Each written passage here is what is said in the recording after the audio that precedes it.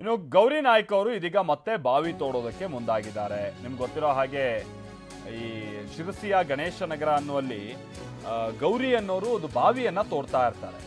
ಆ ಬಾವಿ ಏನಾಗಿತ್ತು, ಅಂಗನವಾಡಿ ಪಕ್ಕದಲ್ಲೇ ಇತ್ತು. ಆಮೇಲೆ ಅಂಗನವಾಡಿಗೆ ಸಂಬಂಧಪಟ್ಟ ಹಾಗಿನ ಜಾಗ ಅದು. ಬಟ್ ಪರ್ಮಿಷನ್ ತೆಗೆದುಕೊಂಡಿಲ್ಲ ಅಂತೇಳಿ ಜಿಲ್ಲಾಡಳಿತದ ಸೂಚನೆ ಮೇರೆಗೆ ಆ ಬಾವಿ ತೋಡೋ ಕೆಲಸಕ್ಕೆ ಅಡ್ಗಾಲ್ ಹಾಕಲಾಗಿತ್ತು.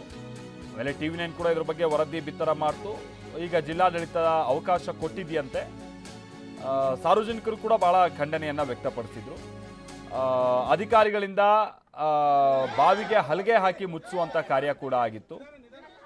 ಈಗ ಸಂಸದ ಅನಂತಕುಮಾರ್ ಹೆಗಡೆ ಅವರು ಆ ನಂತರದಲ್ಲಿ ಬಂದ್ರು. ಈಗ ಹಲಗೆನೆಲ್ಲ ತೆರವು ಮಾಡುವಂತ ಕಾರ್ಯಾಚರಣೆ ಆಗಿದೆ. ಸೊ ಉತ್ತರ ಕನ್ನಡದ ಶಿರಸಿ ತಾಲೂಕಿನ ಗಣೇಶ ನಗರದಲ್ಲಿ ಗೌರಿ ನಾಯ್ಕ ಅವರು ಇದೀಗ ಯಥಾ ಪ್ರಕಾರವಾಗಿ ಬಾವಿ ತೋಡೋ ಕೆಲಸವನ್ನ ಮುಂದುವರಿಸಿದ್ದಾರೆ. ಸುಮಾರು 20 ಅಡಿ ತೋಡಿದ್ರು. ಈಗ ಅದಕ್ಕೆ ಬಂದು ಹಲಗೆಯನ್ನ ಮುಚ್ಚುವಂಥದ್ದನ್ನ ನಾವು ನೋಡಬಹುದಾಗಿತ್ತು. ಹಲಗೆ ಮುಚ್ಚಿಬಿಟ್ಟಿದ್ರು. ಆಮೇಲೆ ಇದಕ್ಕೆ ಜಿಲ್ಲಾಡಳಿತ ಹೇಳ್ತಿರೋದೇನು ಅಂತಂದ್ರೆ, ಈಗ ಯಾರೇ ಆಗಲಿ ಒಂದು ಬಾವಿ ತೋಡ್ಬೇಕು, ಒಂದು ಪರ್ಮಿಷನ್ ಅನ್ನ ಪಡೆದುಕೊಳ್ಬೇಕು. ಈಗ ಗೌರಿ ನಾಯ್ಕರು ಹೌದು ಬಹಳ ಒಂದು ಸದುದ್ದೇಶದಿಂದ ಈ ಕಾರ್ಯವನ್ನ ಮಾಡ್ತಾ ಇದ್ದಾರೆ. ಈಗ ನಾಳೆ ಬಂದು ಇನ್ಯಾರೋ ಸಾರ್ವಜನಿಕರ ಜಾಗದಲ್ಲಿ ಬಾವಿ ತೋಡಕ್ ಹೋಗ್ತಾರೆ, ಅವ್ರದ್ದು ಏನೇನೋ ಬೇರೆ ಉದ್ದೇಶಗಳಿರುತ್ತೆ. ಕೇಳಿದ್ರೆ ಇಲ್ಲ ಗೌರಿ ನಾಯ್ಕರಿಗೆ ಪರ್ಮಿಷನ್ ಕೊಟ್ರಿ ನಮ್ಗೆ ಯಾಕೆ ಕೊಡಲ್ಲ, ಈ ತರದೆಲ್ಲ ಮಾತುಗಳು ಬರುತ್ತೆ. ಅದು ಒಂದು ನಿಯಮದ ಪ್ರಕಾರವಾಗಿ ಆಗ್ತಾ ಹೋಗ್ಬೇಕು ಅನ್ನುವಂಥದ್ದು ಜಿಲ್ಲಾಡಳಿತದ ಸೂಚನೆ ಆಗಿತ್ತು.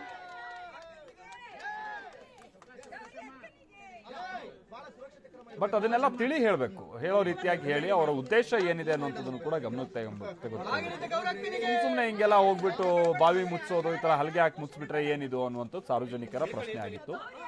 ನೋಡಿ, ಈಗ ಗೌರಿ ನಾಯ್ಕ ಅವರು ಮತ್ತೆ ಬಾವಿ ಒಳಗೆ ಇಳಿತಾ ಇರುವಂಥದ್ದನ್ನು ನಾವು ನೋಡ್ತಾ ಇದ್ವಿ. ಬಹುತೇಕ ಅವರು ಸುಮಾರು 20 ಅಡಿ ಬಾವಿ ತೋಡಿದ್ದಾರೆ. ಇನ್ನೂ ಒಂದು 3-4 ದಿನ ಅವರು ಬಾವಿ ತೋಡ್ತಾರೆ, ಆ ನಂತರದಲ್ಲಿ ನೀರು ಸಿಗ್ಬೋದು ಅನ್ನುವಂಥದ್ದು ಅವರ ಒಂದು ಅಂದಾಜು. ಹೀಗಾಗಿ ಅವ್ರು ತಮ್ಮ ಈ ಕಾರ್ಯಕ್ಕೆ ಯಥಾ ಪ್ರಕಾರವಾಗಿ ಮುಂದಾಗಿರುವಂಥ ಸಂದರ್ಭವನ್ನು ನಾವಿಲ್ಲಿ ನೋಡ್ತಾ ಇದ್ದೀವಿ. ಆಮೇಲೆ ಅದು ಅಂಗನವಾಡಿ ಆಗಿರುವಂಥ ಕಾರಣಕ್ಕಾಗಿ ಸಣ್ಣ ಮಕ್ಕಳೆಲ್ಲ ಓಡಾಡ್ತಾ ಇರ್ತಾರೆ. ಇವ್ರು ಹೌದು ಪಾಪ ಒಂದು ಒಳ್ಳೆ ಉದ್ದೇಶದಿಂದ ಬಾವಿ ತೋಡ್ತಾ ಇದ್ದಾರೆ, ಅಲ್ಲಿ ಅಕ್ಕಪಕ್ಕ ಯಾವುದೂ ತಡೆ ಇರಲಿಲ್ಲ, ಏನಾದ್ರು ಮಕ್ಕಳು ಬೀಳೋದು, ಇದಕ್ಕೆಲ್ಲ ಯಾರು ಜವಾಬ್ದಾರರು ಅನ್ನುವಂಥದ್ದನ್ನು ಅಧಿಕಾರಿಗಳು ಪ್ರಶ್ನೆ ಮಾಡಿದರು. ಬಟ್ ಅವರಿಗೆಲ್ಲ ಮನವರಿಕೆ ಮಾಡಿಕೊಟ್ಟಾದಂಥ ನಂತರದಲ್ಲಿ ಮತ್ತೆ ಅವರಿಗೆ ಪರ್ಮಿಷನ್ ಕೊಟ್ಟಿದ್ದಾರೆ.